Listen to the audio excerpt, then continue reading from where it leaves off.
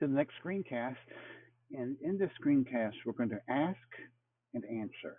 In other words, we're going to ask what's going on in each paragraph, and we're going to answer by summarizing it.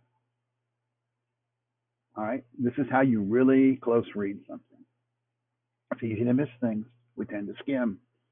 So let's look in the first paragraph here. Right. In this first paragraph, this tells the story. It tells a story. It asks the reader to imagine what happens to this family. And what happens to this family is made worse because they can't get Google or any search engine to forget what happened with them and their daughter. Okay, that's paragraph 1. Paragraph 2. The author tells the reader her purpose here, and there are several purposes in this. One of them is to petition the Federal Trade Commission, the right for every American to be forgotten. The Washington Post argues the opposite position. So the Washington Post had their own editorial, and then Liza Tucker responded with this as a representative from a nonprofit group called Consumer Watchdog. And what it does at the end is simply restate the right to be forgotten. That's what she's asking for, but in a little stronger language. In this case, it's to stop, to get gatekeepers like Google to stop elevating deeply disturbing, unauthorized, irrelevant, excessive, or distorted personal information to the top of search results. That's all they're asking, according to the author. In this third paragraph, this is a response to the Washington Post directly in their editorial. I read it, so I know. So the right to be forgotten does not mean suppressing or censoring speech. That's the first thing the author wants to make sure. He's not saying that the government should censor speech, but that corporations should simply remove material or remove access to the material from their search engines, so that you just can't go look up the name Katsouris and see a picture of the daughter, the decapitated daughter. Next paragraph talks about how Google's not fighting this in the United States, but they already allow it in Europe, and it's been pretty even-handed about it. They've done a lot of requests, and seems to be working. In the next paragraph, they talk about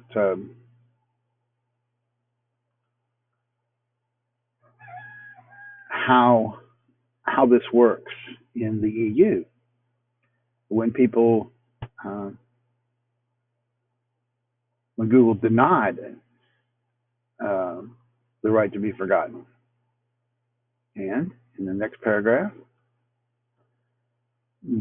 this is where the author talks about where Google honored the right to be forgotten in Europe.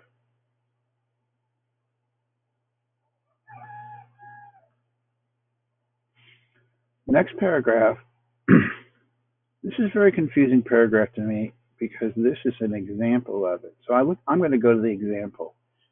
This example is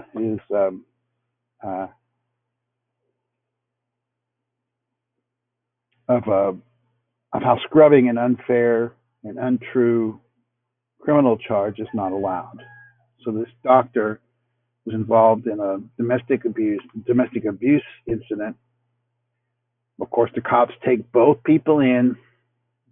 They charge both of them actually with aggravated assault with a deadly weapon.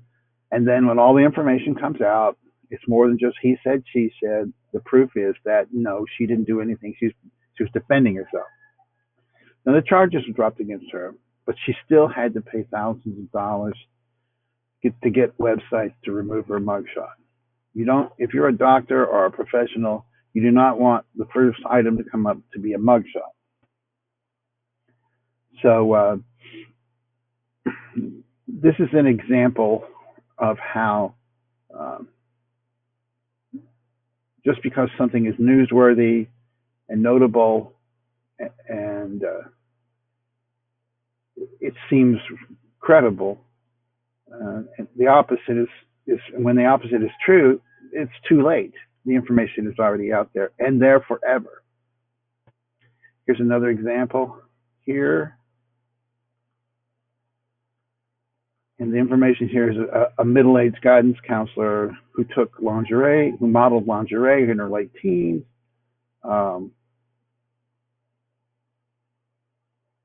Gets fired when the photos reappear on the web.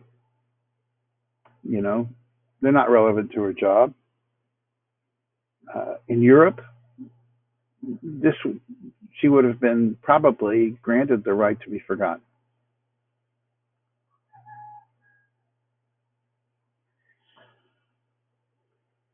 Here's an example of how the U.S. law already does the right to be forgotten. You know, the Fair Credit Reporting Act, which is enforced by the FTC.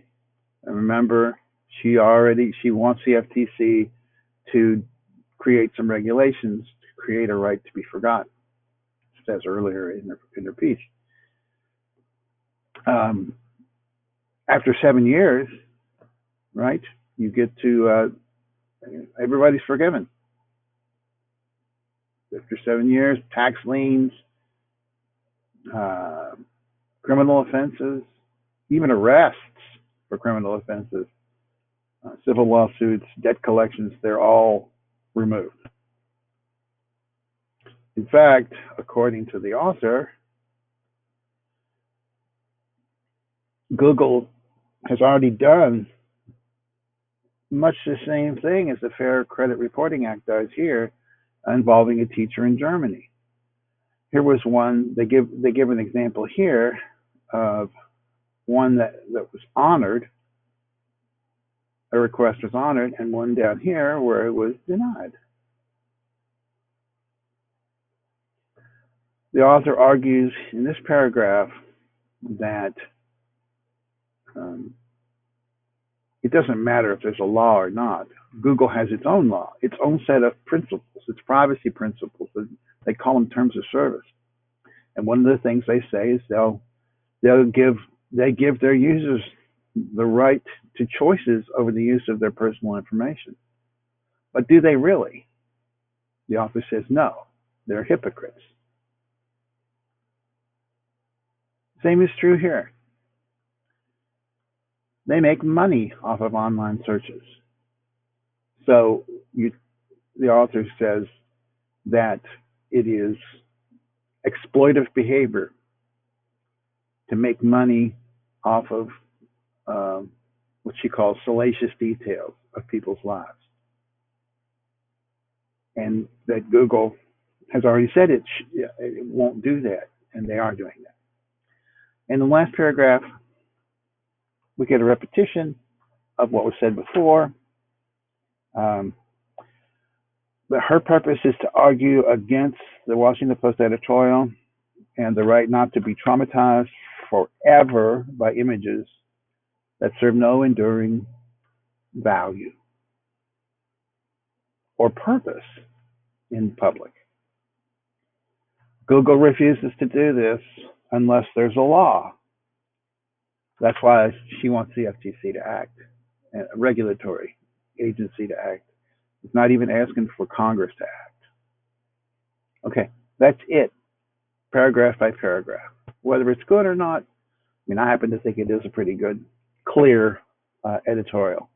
But that's not the purpose of your summary. Your purpose is to decide what's important and what isn't. And now let me just give you an example here of something.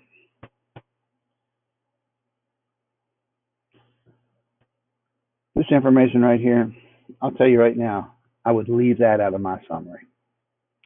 So in week 3, we're going to talk about summaries and how to actually write them. And of course, we're going to summarize this article.